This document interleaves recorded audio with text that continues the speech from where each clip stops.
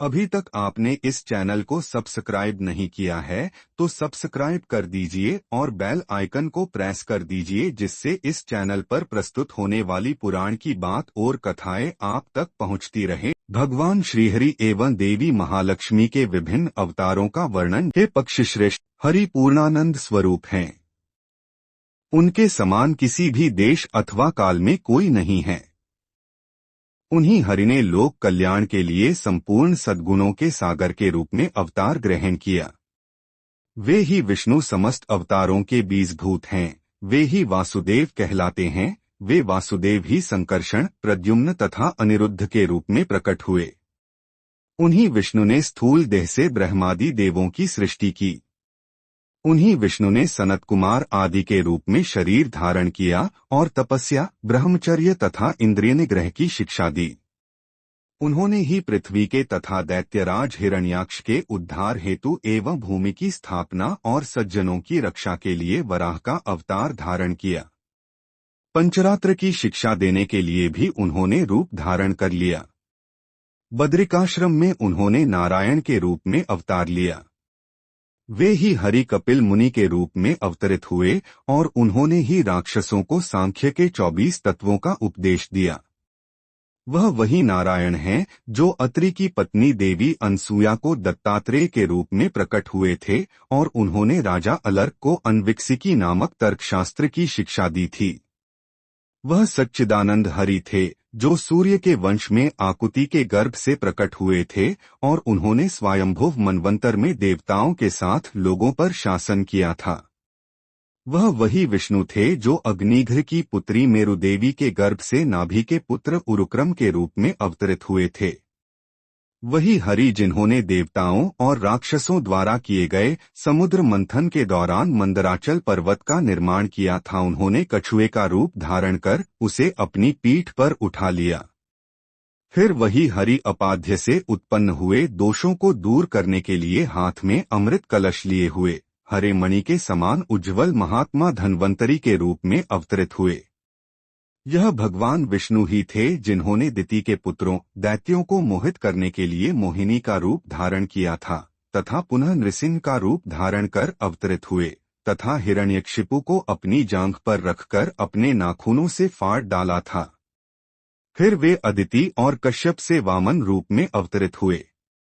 उन्होंने यह रूप बलि द्वारा इंद्र को दिए गए तीनों लोकों के राज्य को पुनः दिलाने तथा बलि की दानशीलता को बढ़ाने की इच्छा से धारण किया था।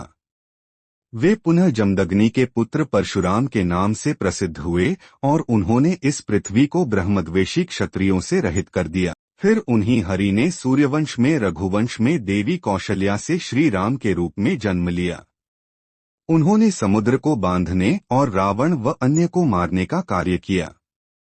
फिर द्वापर में वही विष्णु व्यास के रूप में अवतरित हुए और वेद संहिता को 4 भागों में विभाजित किया तथा पैल, सुमंतु आदि अपने शिष्यों को ऋग्वेद की शिक्षा दी।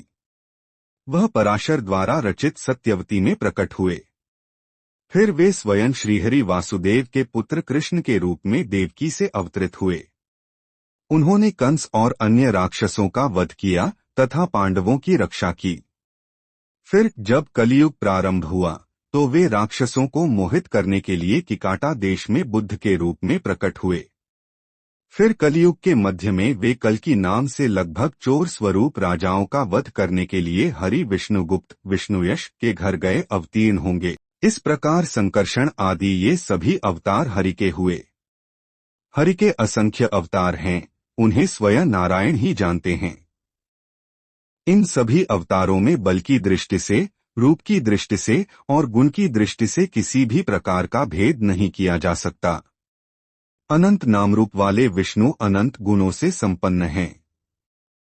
श्री कृष्ण ने कहा, हे खगेश्वर, जिस प्रकार हरि के अनंत नाम रूपात्मक अवतार हैं, उसी प्रकार हरिप्रिया भी विभिन्न अवतारों के रूप में प्रकट हुई हैं।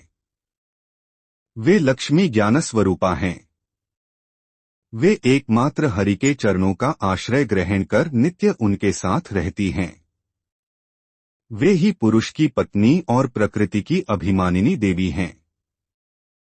जब ब्रह्मांड के सृजन की इच्छा हरि ने की थी, उस समय गुणों की सृष्टि करने के लिए ये प्रकृति नाम से प्रादुर्भूत हुई थीं। वासुदेव की पत्नी माया, संकर्षण की पत्नी जया, अनिरुद्ध की पत्नी शांता तथा प्रद्युम्न की पत्नी कृति के रूप में इन्हीं का अवतार हुआ। विष्णु की पत्नी सत्वाभिमानिनी श्रीदेवी, तमोगुण की अभिमानिनी देवी दुर्गा और रजोगुण की अभिमानिनी वराहपत्नी देवी भूदेवी तथा भगवान वेद की अभिमानिनी देवी अन्नपूर्णा आदि सब इन्हीं देवी के अवतार हैं। साथ ही यज्ञपत्नी दक्षिणा, विदेहराज पुत्री सीता तथा रुक्मिणी, सत्यभामा आदि रूपों में भगवती लक्ष्मी का ही प्राकट्य हुआ है। इस प्रकार पृथक पृथक देवी लक्ष्मी के अनंत अवतार हुए हैं। ऐसे ही पांडवों की पत्नी द्रौपदी भी शची आदि देवियों के रूप में उत्पन्न हुई थीं। और ये सभी बातें पुराण में कहा है। और ऐसी वीडियो के लिए लाइक करें, शेयर करें और सब्सक्राइब जरूर करें।